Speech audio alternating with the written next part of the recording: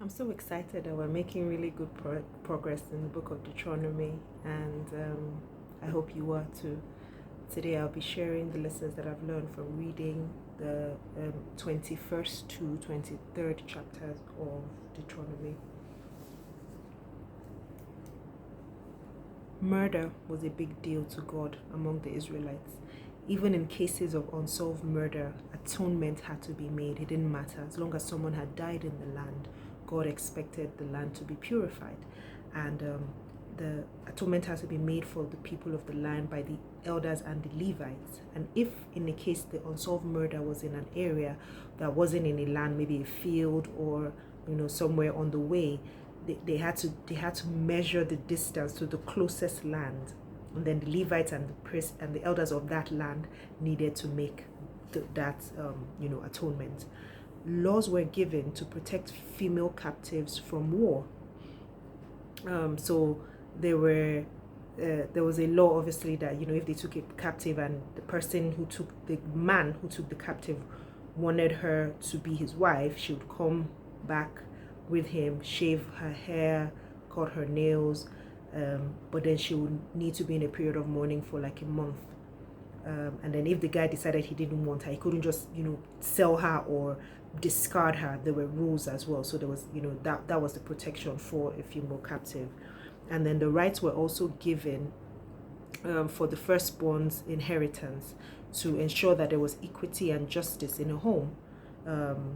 And I felt like this most likely referred to polygamous homes, because I know that spoke about, if there was no firstborn and the next, if there was a firstborn of someone who was loved and unloved, which made me think of Leah and Rachel, by the way.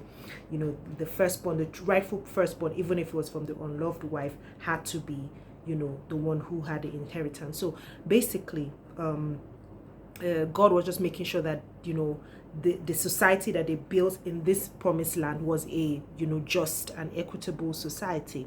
And also rebellious sons who refused to change their ways were stoned. I thought that was a bit extreme, but I came to understand that because rebellion and disobedience were not tolerated by God. So if there was a rebellious son who was continuously rebellious and didn't want to repent, then he had to go. Miscellaneous laws were given regarding criminal executions.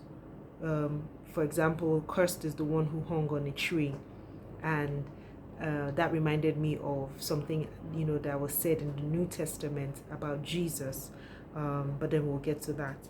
These laws all promoted loving, and these were the miscellaneous laws, right? They all promoted loving others and looking out for them, acting considerably towards nature and animals as well. Laws of sexual morality carried very heavy sentences for deviance, right? And the punishment for rape was death, and of the rapist. And it is because rape in itself as an act was equated with murder, which was why whoever the rapist was had to be put to death. In the case of an unbetrothed virgin, right, it is not considered rape, but adultery. And the man had to pay restitution, he had to pay a fine, and then he also had to marry the virgin, and also he was not permitted to divorce her all the days of his life. The regulations concerning worship at feasts and religious activities excluded eunuchs. Now I thought about it, the people who they said if you had been mutilated or castrated in any way, and I was like, what if it was an accident? But actually, due to their castration, which was then a sign of belonging to a pagan cult. So if it was an accident, obviously they weren't excluded. But for those who had deliberately done this as a sign of belonging to a pagan cult, couldn't be in a place of worship. Ammonites and Moabites were excluded because of what their ancestors did with Balaam. Remember Balaam? Balaam was brought by Balak. So actually, the Moabites and the Ammonites were descendants of Balak, who brought Balaam to curse them. So because of that, they were excluded. And because Balaam was set them up in the wilderness with those Midianite women who I understand are, Ammonites or Moabites as well. And also possibly because they were descendants of Lot and his daughters. Do you remember the story of Lot and his daughters when they fled to the mountains, and his daughters had an incestuous relationship with them and gave birth to children? Now these children were the descendants of the Ammonites and Moabites, so which was probably why they were excluded as well from the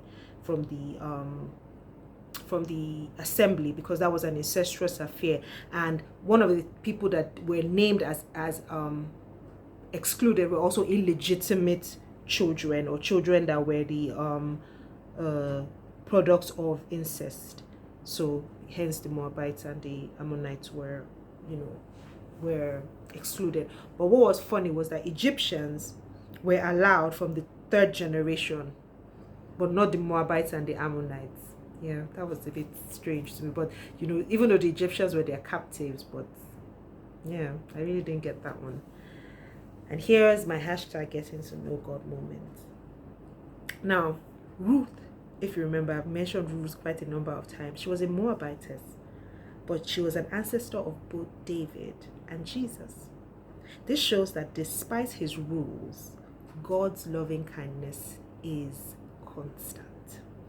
It's also evidence of the redemptive work of God. It's the redemptive power of God. And also, Jesus became a curse for us to redeem us and to turn the curse into a blessing. Remember I mentioned when they said cursed is the one who hung on a tree? Well, Jesus was cursed for hanging on the tree, but he turned that around into a blessing for us. And I think that that's just an amazing lesson to learn about the character of God.